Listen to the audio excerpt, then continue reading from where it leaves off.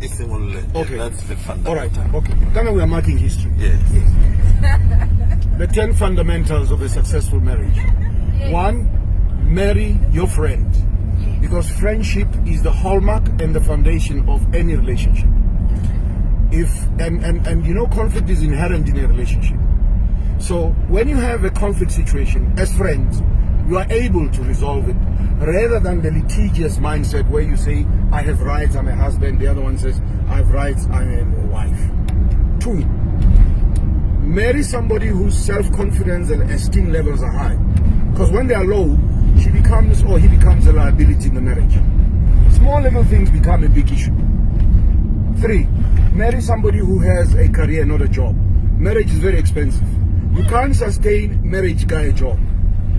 That is why I say to a lot of young people, don't marry before you have wealth. Because if you marry when you don't have wealth, your entire life is a debt. Your lobola is a debt, the car is a debt, the house is a debt. Everything becomes a debt. And you know what that debt does? That debt is the one that creates stress in a relationship. 4, marry somebody who has a balance sheet. And when I talk balance sheet, I'm not talking physical things. I'm talking about intellectual capital, because if you have intellectual capital, you can create anything and you can live anywhere in the world. You know, you can compete because you are intellectually competent. Not frustrating. And then number 5, marry somebody who has basic values: trust, respect, transparency. You know, in a marriage, somebody must be in a position to say, I'm sorry. You know, even when you're not wrong. Because you want what? You want peace. You want stability in a relationship. 6, marry somebody who believes in God. Don't marry an atheist. You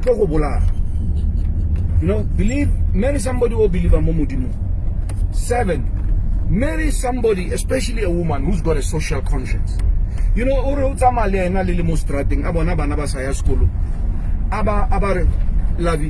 I want to go and talk to those kids. Why are you not at school? But you know what? We are poverty stricken. That woman then comes to you and says, love, give me your card. And we must give them money to go to school. Because number 8, you must have a life in a marriage. Because if you don't have a life, you're always going to be at home. And when the other partner we are going. Because now I'm going to fulfill my life, right? I'm going to have my friends and I'm going to do everything.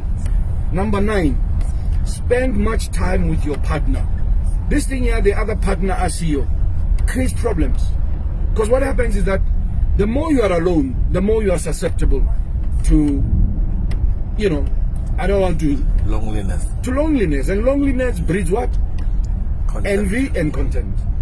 Number 10, and this is very important for especially African men. Take your wife every year on a pilgrimage. Take your wife overseas. Not Lesotho. Lesotho is not overseas. Take your wife to New York for 2 weeks. You switch off your phones. There are no children. And guess what?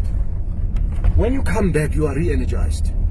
Because then you start to realize how wonderful your partner is.